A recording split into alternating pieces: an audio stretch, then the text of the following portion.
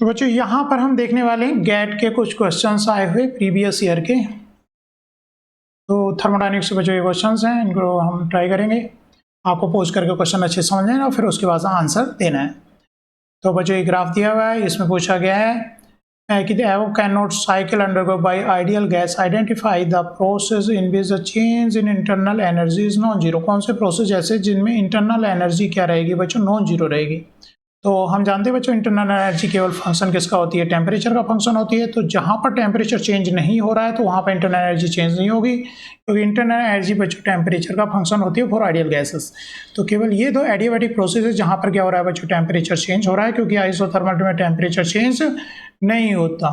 तो वहाँ पर इंटरनल एनर्जी जो है बच्चों इन प्रोसेस के लिए क्या रहेगी, कॉन्स्टेंट रहेगी। केवल एडियाबैटिक प्रोसेस हो गए। तो आंसर बच्चों सेकेंड और जो है फोर्थ आंसर हो गया, सेकेंड और फोर्थ। तो इसका आंसर बी हो गया, क्योंकि यहाँ पर टेम्परेचर चेंज होगा।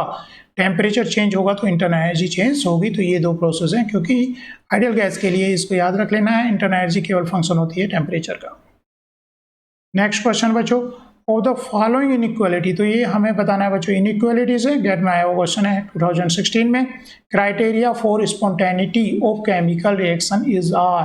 तो बच्चों क्या होती है, जो एनर्जी जो डिक्रीज होती है, एनर्जी डिक्रीज होती है, और एंट्रोपी क्या होती है बच्चों, इंक्रीज होती है स्पॉन्टेनियस प्रोसेस के लिए। स्पॉन्टेनियस तो ये बच्चों ये थर्ड सही है और इसका फर्स्ट सही है। यहाँ पर इंटरनल एनर्जी को इंक्रीज दिखाया है ये क्वेश्चन बच्चों। और जो है हम कहाँ से लर्न करते हैं बच्चों, स्पॉन्टेनिटी से। तो स्पॉन्टेनिटी की जो कंडीशंस है वो एक बार मैं दिखाता हूँ आप लोगों को, क्या स्पॉन्टेनिटी की कंडीशन कहाँ से किस तरह से हम इनको ड्राइव करते हैं। तो स्पॉन्टेनिटी की कंडीशन बच्चों यहाँ पे inequality C D S minus D Q by T. तो एट कॉन्स्टेंट वॉल्यूम पर जब हम बात करते हैं तो डी क्यू वी क्या कर देते हैं, इंटरनल एनर्जी के बराबर कर देते हैं। तो यहाँ से कंडीशन आ जाती है D S minus D you by T, जिस पे बच्चों इसको रीअरेंज कर लिया है। तो टी से मल्टीप्लाई करते हुए टी डी एस बड़ा है छोटा है डी यू के बराबर। तो यहाँ से हमने कंडीशंस निकाली। अगर बच्चों डी यू जीरो करना होगा तो इंटरनल एनर्जी यहाँ पर हम क्या करेंगे, जीरो करेंगे। तो ये साइड होगी जीरो, और यहाँ टी डी एस, क्योंकि ये जो कंडीशन लेके चल रहे हैं एट कॉन्स्टेंट वॉल्यूम पर लेकर के चल रहे हैं हम। यहाँ पे कंडीशन जो इन्होंने स्टार्ट की है एट कॉन्स्टेंट वॉल्यूम पर डी क्यू की जगह एट कॉन्स्टेंट वॉल्यूम पर डी यू रखा है। तो हमारी कंडीशन क्या है, एट कॉन्स्टेंट वॉल्यूम में। तो इस तरह से बच्चों अगर इंटरनल एनर्जी की टर्म में बात करेंगे तो इंटरनल एनर्जी हमें क्या करना पड़ेगा, एस जीरो करना पड़ेगा। तो हमने कॉन्स्टेंट एस किया है, और यहाँ पर इंटरनल एनर्जी क्या होगी, डिक्रीज होगी, जबकि डी एस क्या होगी, इंक्रीज होगी। ऐसे ही एट कॉन्स्टेंट प्रेशर पर हम यहाँ पर D Q at constant pressure पर डी क्यू की जगह पर क्या रख सकते हैं बच्चों, डी एच रख सकते हैं। तो वहाँ से जो स्पॉन्टेनिटी की कंडीशन आएंगी, तो बच्चों इसको डिटेल में एटकिन से आप जाकर देख सकते हो, ब्रीफली मैं यहाँ पे बता रहा हूँ। तो वहाँ पर हम डी एच रख पाएंगे इनइक्वालिटी में। तो यहाँ से अगर डी एच के टर्म में कहेंगे तो एस हमें एंट्रोपी क्या करना पड़ेगा बच्चों, जीरो करने पड़ेगा। चेंज इन एस क्या कर दिए, जीरो, क्योंकि एस हम कॉन्स्टेंट कर रहे हैं और ये कंडीशन एट कॉन्स्टेंट प्रेशर चल रही है। तो यहाँ पर एंथैल्पी के टर्म में स्पॉन्टेनिटी कंडीशन क्या होगी बच्चों, ये डिक्रीज हो at constant entropy and constant pressure. जबकि एंट्रोपी के टर्म में अगर कहेंगे तो बच्चों प्रेशर तो कंडीशन वाले में हम कह रहे हैं, और डी एच क्या हो बच्चों, जीरो। तो एच के साथ में एंट्रोपी में पी है, और जब एच के टर्म में हम कह रहे हैं तो एस और पी है। तो बच्चों वापस ये तो इसका आंसर बच्चों क्या हो जाता है, टेम्परेचर के साथ में टेम्परेचर डेल्टा जी क्या पी, और यहाँ पर एंट्रोपी क्या होनी चाहिए बच्चों, बढ़नी चाहिए। लेकिन ये आंसर गलत क्यों, क्योंकि बच्चों एनर्जीज डिक्रीज होती हैं, जबकि यहाँ पर साइन क्या है बच्चों, ये लार्जर का है। तो इसी आंसर पे ये तो गलत है। तो फर्स्ट और थर्ड हो गए, इसके आंसर क्या होगा, फर्स्ट और थर्ड। क्लासेस इनइक्वालिटी थोड़ा सा डिटेल में देखोगे तो आंसर क्वेश्चन ये समझ में आ जाएगा। नेक्स्ट क्वेश्चन है बच्चों, 1 mole of ideal gas is compress from इस वॉल्यूम से इस वॉल्यूम तक कंप्रेस किया गया है। ये B1 से B2 तक कंप्रेस किया गया है एट कॉन्स्टेंट टेम्परेचर, पर टेम्परेचर कॉन्स्टेंट है। चेंज इन एंट्रोपी, तो चेंज इन एंट्रोपी का बच्चों जब वॉल्यूम चेंज होता है उसके लिए फार्मूला लगाएंगे हम, तो सीधा क्वेश्चन आ जाएगा। तो बच्चों देखते हैं इसका फार्मूला किस तरह से इसको सॉल्व किया गया है।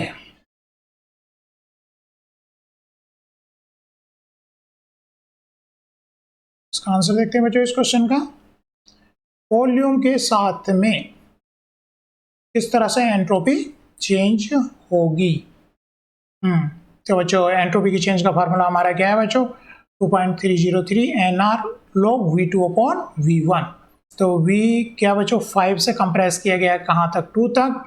R की वैल्यू 8.314, एन बच्चों 1 मोल की बात कर रहे हैं। 2.303 बच्चों एल एन को लोग में चेंज किया तो 2.303 से मल्टीप्लाई करते हैं। क्योंकि हमने जे की वैल्यू बच्चों आर की वैल्यू किस में रखी है, जूल में रखी है, इसलिए आंसर हमारा क्या आएगा, इसमें जूल में आंसर आएगा।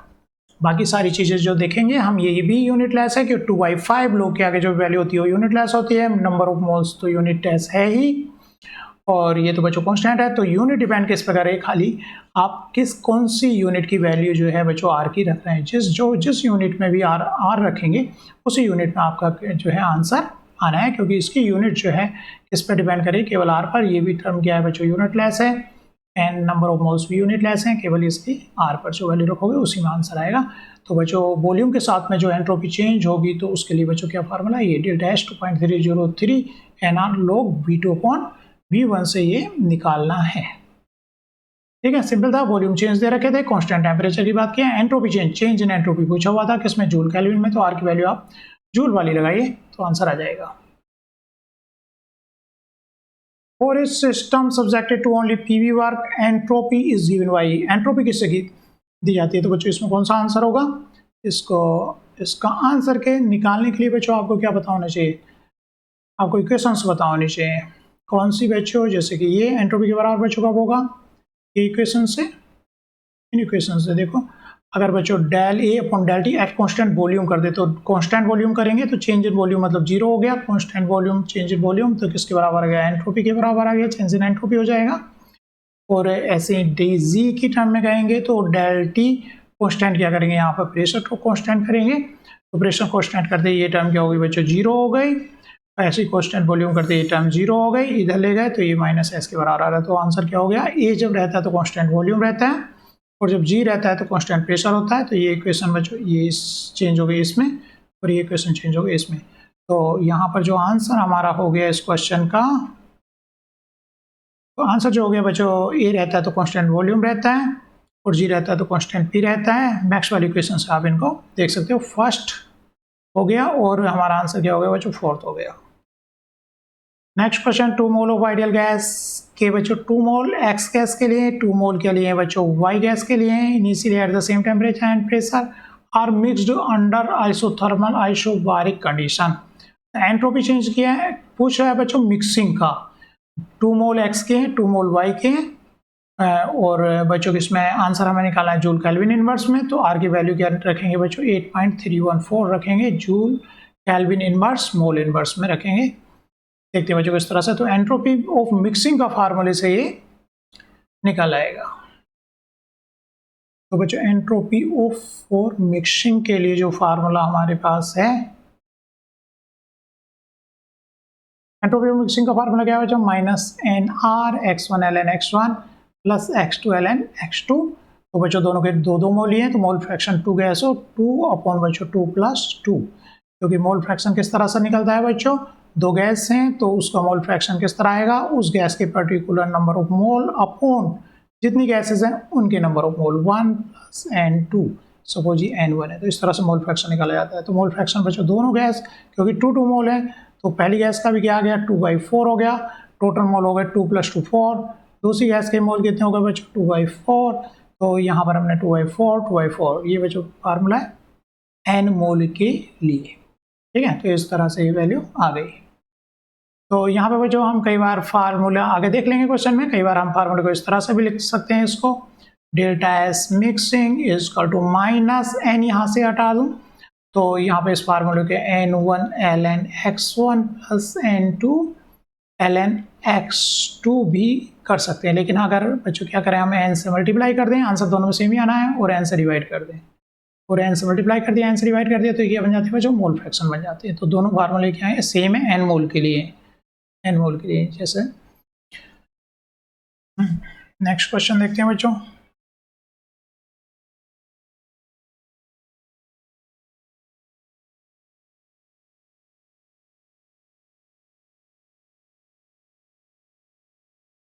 enthalpy of vaporization of a liquid at its boiling point is this, enthalpy of vaporization इतनी है, एक molar volume of liquid and the vapour, molar volumes बच्चों दोनों के इतने हैं, किसमें unit centimetre cube, mole inverse में रेस्पेक्टली।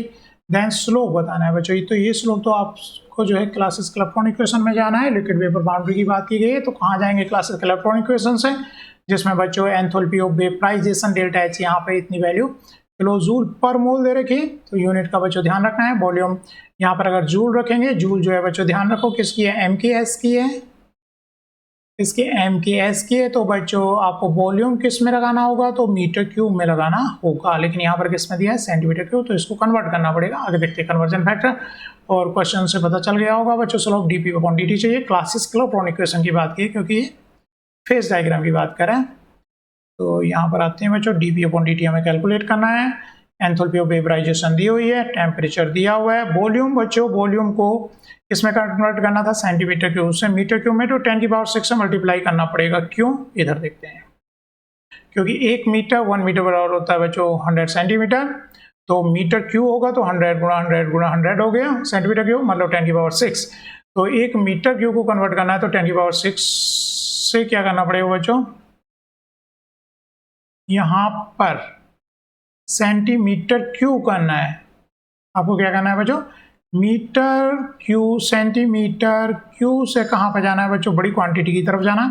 तो आपको 10 की पावर 6 से क्या करना पड़ेगा, जो 10 की पावर -6 है उसको डिवाइड करना पड़ेगा। जो सेंटीमीटर क्यूब में वॉल्यूम्स दिए हुए हैं, तो उनको 10 की पावर -6 से क्या करोगे, मल्टीप्लाई करोगे। क्या कहेंगे, 10 की पावर 6 से डिवाइड करोगे।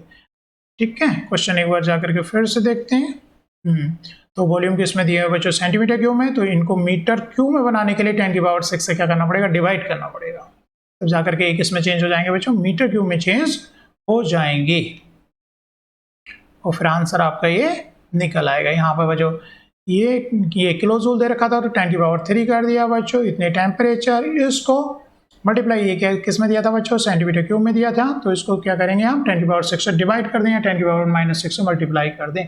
एक यूनिट किस में चेंज आएगी, मीटर क्यूब में चेंज आएगी। बाकी सोल्व करके बच्चों ये पास्कल में आंसर आ जाएगा, क्योंकि हम बात जूल की कर रहे हैं। अगर बच्चों यहाँ पर डीपी जो यूनिट आएगी किस में आएगी बच्चों, प्रेशर की यूनिट पास्कल आती है एमकेएस में। एमकेएस में प्रेशर किस में आता है, प्रेशर बच्चों किस में आता है, पास्कल में आता है। पास्कल यूनिट क्या, एमकेएस की, क्योंकि यहाँ पर हम एमकेएस यूनिट्स को में रख रहे हैं, तो प्रेशर आएगा पास्कल में। और टेम्परेचर, क्योंकि हम टेम्परेचर केल्विन रख रहे हैं, तो केल्विन इनवर्स। नेक्स्ट क्वेश्चन देखते हैं बच्चों, the Gibbs free energy of mixing. तो बच्चों मिक्सिंग की फार्मूले से गिब्स फ्री एनर्जी पूछिए मिक्सिंग की। ठीक, डिनोटेड बाय 1 मोल लिए बच्चों हीलियम के, 3 मोल लिए नियोन के, 2 मोल लिए बच्चों आर्गन के, are mixed at the same pressure and temperature, assume ideal gas behaviour. तो delta G by R T आपको ये बताना है। यहाँ पर आप पोज करके क्वेश्चन पढ़ सकते हो, तो इसके आंसर पे चलते हैं बच्चों। क्वेश्चन नंबर 13 का आंसर, 3 गैस को बच्चों क्या किया गया, मिक्स किया गया। 3 गैस को मिक्स किया गया, तो मोल फ्रैक्शन तो हम जानते हैं बच्चों किस तरह से निकलेगा। मोल फ्रैक्शन किस तरह से निकलेगा बच्चों, x1 जैसे निकालना है तो क्या करना है आपको, n1 अपॉन 3 गैसेस है, n2 प्लस n3 से निकलेगा। ठीक है, तो फार्मूला गिब्स फ्री एनर्जी का बच्चों ये, और वहाँ पर कैलकुलेट करने के लिए क्या आ गया, delta G mixing upon R T. तो आर टी को आप क्या ले जाओ, इस साइड में ले जाओ, और यहाँ पर ये इस तरह से निकल जाएगा। तो बच्चों मैं यहाँ पर जैसे कि पहले मैंने बताया था, तो ये जो फार्मूले है बच्चों, ये एक दूसरे से कन्वर्टेड फार्मूले हैं। जैसे कि यहाँ पर कई बार हम क्या लिख देते हैं बच्चों, n1 n2 n3, और कई बार यहाँ पर हम क्या लिख सकते हैं बच्चों, यहाँ पर हम इस तरह भी इस फार्मूले को लिखते हैं। यहाँ पर n लिखते हैं तो यहाँ पर x1 x2 x3 लिखते हैं। क्या कैसे किया हमने, n1 n2 n3 जो था, तो हमने n से डिवाइड किया और n से यहाँ पर मल्टीप्लाई किया। तो ये क्या बन जाते हैं बच्चों, ये n का मतलब यहाँ टोटल मोल्स है। n का मतलब क्या है, जितने भी हो नंबर ऑफ मोल्स है, तो ये फ्रैक्शन बन गया। ये क्या बन गया, फ्रैक्शन बन गया। मतलब ये n1 upon this total n मतलब क्या है बच्चों, ये n1 upon n1 plus n2 plus n3 है, तो ये मोल फ्रैक्शन। तो इसको चाहोगे अगर यहाँ पर मोल फ्रैक्शन से लिखते हैं तो यहाँ पर n आ जाता है, n से मल्टीप्लाई किया और n से हमने डिवाइड किया, तो ये आगे वाली टर्म क्या बनेंगे, मोल फ्रैक्शंस में चेंज हो जाती है। फार्मूला एक है, चाहे तो आप ये इससे सॉल्व करो, चाहे आप जो है बच्चों इससे सॉल्व करोगे, आंसर आपका क्या आएगा, वो सेम ही आने वाला है, उसमें कुछ डिफरेंस नहीं रहेगा। तो नेक्स्ट क्वेश्चन पे चलते हैं बच्चों, खाली सिंपल गिब्स फ्री एनर्जी का फार्मूला इसमें निकालना था। नेक्स्ट क्वेश्चन देखते हैं, 1 mole of substance is heated from तो बच्चों टेम्परेचर से T1 से इतनी टेम्परेचर तक क्या कर रहे हैं, हम हीट कर रहे हैं कांस्टेंट प्रेशर पर। Cp of the substance is given by Cp की वैल्यू ये दी हुई है, चेंज इन एंट्रोपी पूछी है, तो हमें एंट्रोपी का चेंज टेम्परेचर के साथ में क्या फार्मूला होता है उसको रख करके हम सीधा इस क्वेश्चन को कर सकते हैं। देखते हैं बच्चों किस तरह सोल्व किया गया है क्वेश्चन। एंट्रोपी का चेंज विद टेम्परेचर, एंट्रोपी का चेंज विद टेम्परेचर का फार्मूला बच्चों।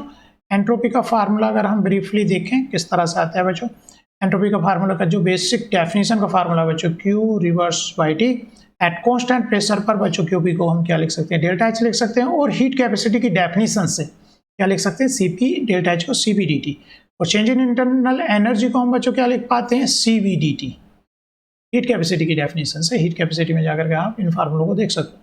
तो यहाँ पर हम इसकी जगह क्या रख सकते हैं बच्चों, CP dt, और ये T नीचे अपॉन T, और क्या कर रहे हैं बच्चों, उसको इंटीग्रेट कर दें, और CP यहाँ पर क्या दिया है 5 प्लस 0.1 टेम्परेचर। तो CP यहाँ पर कॉन्स्टेंट नहीं है बल्कि क्या है बच्चों, टेम्परेचर डिपेंडेंट है। यहाँ पर क्या होगी, टेम्परेचर आ रहा है, तो बच्चों इसको अंदर मल्टीप्लाई करके अलग अलग इसको इंटीग्रेट करना होगा। तो कुल मिलाकर के CP की वैल्यू वहाँ पर देखिए बच्चों, dt/T से मल्टीप्लाई करते हुए, और टेम्परेचर जो है हमारा कहाँ से कहाँ चेंज हो रहा है, 300 से 400, 300 से बच्चों कहाँ जा रहे हैं हम, 400 पर जा रहे हैं। तो उसको सॉल्व करेंगे तो आंसर कितना आ रहा है बच्चों, 11.43 आंसर इसका आ रहा है।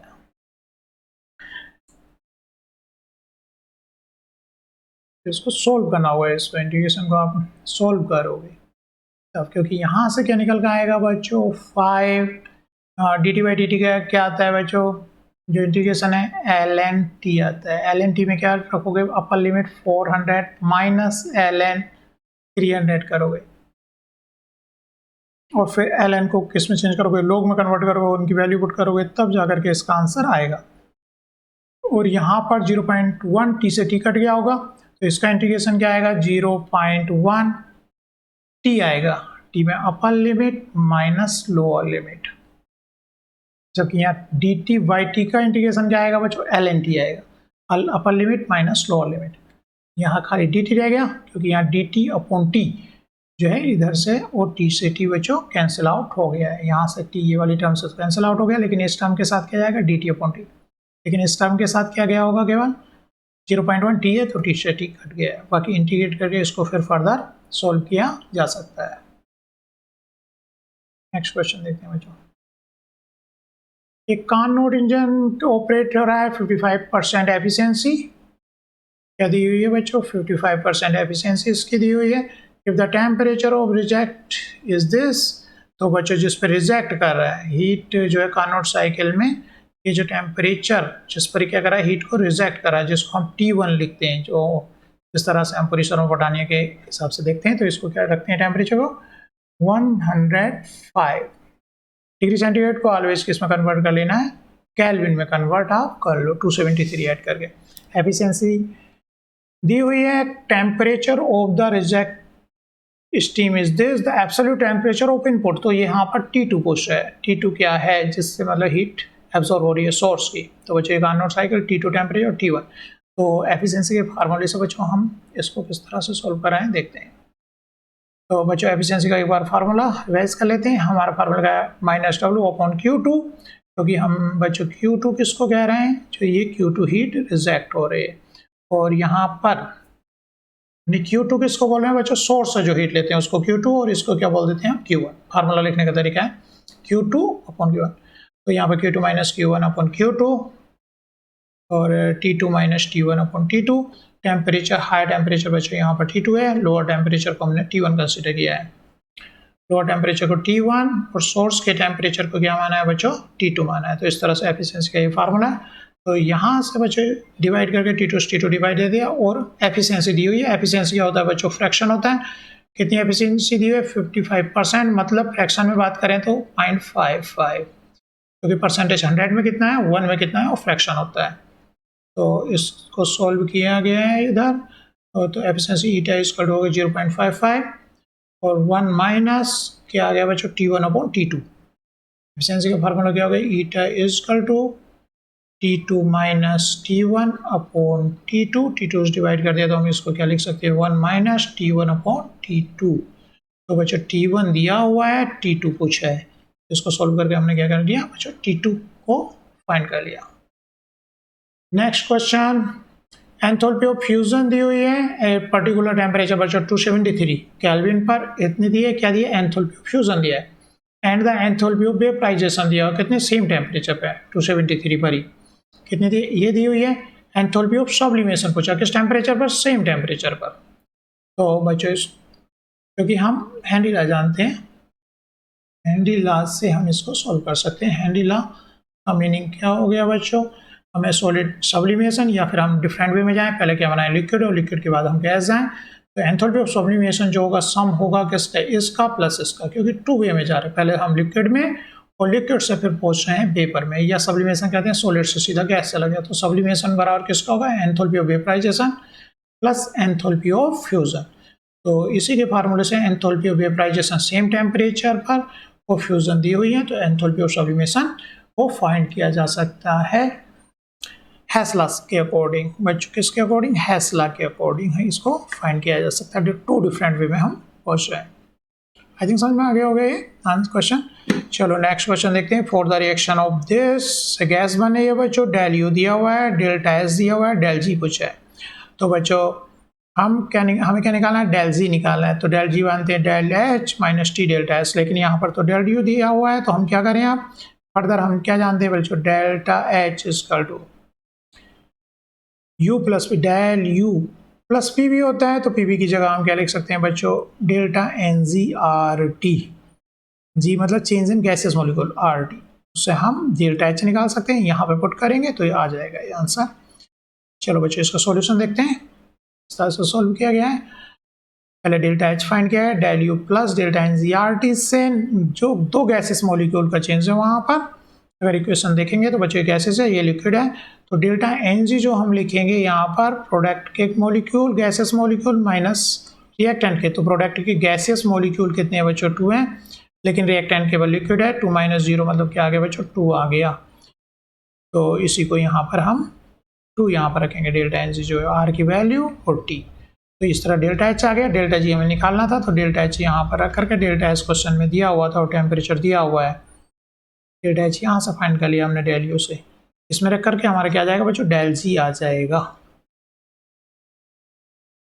Next question, for the process argon से आर्गन बन रहा है, ideal gas behaviour, change in molar entropy, हमें क्या निकाली है बच्चों, मोलर एंट्रोपी निकाली है। प्रेशर P1 से हम कहाँ कर रहे हैं, P1 से P2 कर रहे हैं, टेम्परेचर कितना दिया है, T1 से T2 दिया हुआ है, तो इसको हमें फाइंड करना है, find change in molar entropy. तो एंट्रोपी का फार्मूला कौन सा फार्मूला लगाएंगे बच्चों, जिसमें प्रेशर चेंज हो रहा हो और क्या चेंज हो रहा हो, टेम्परेचर चेंज हो रहा हो, क्या हो रहा हो, प्रेशर चेंज हो रहा हो, टेम्परेचर चेंज हो रहा हो। तो बच्चों ये फार्मूला है टेम्परेचर के साथ और प्रेशर, जब टू वेरिएबल्स हैं, आप इसको जो है बच्चों फार्मूले को पीछे जा करके देख सकते हो, पूरी शर्मा पठानी में फार्मूला दिया हुआ है, जब टू वेरिएबल्स हैं तो उनके साथ में क्या फार्मूला एंट्रोपी चेंज का रहता है, सब कुछ दिया हुआ है बच्चों। इसमें केवल हमें क्या मोनो एटॉमिक गैस की बात की है, तो मोनो एटॉमिक गैस के लिए सीपी क्या होगा बच्चों, ये फार्मूले आपको याद रख लेने। सीवी जो है बच्चों मोनो एटॉमिक के लिए 3/2R होता है, और डायटोमिक के लिए सीवी क्या होता है, 5/2R होता है, और नॉन लीनियर पॉली एटॉमिक के 6/R होता है। तो ये 3 वैल्यूज याद रखनी है।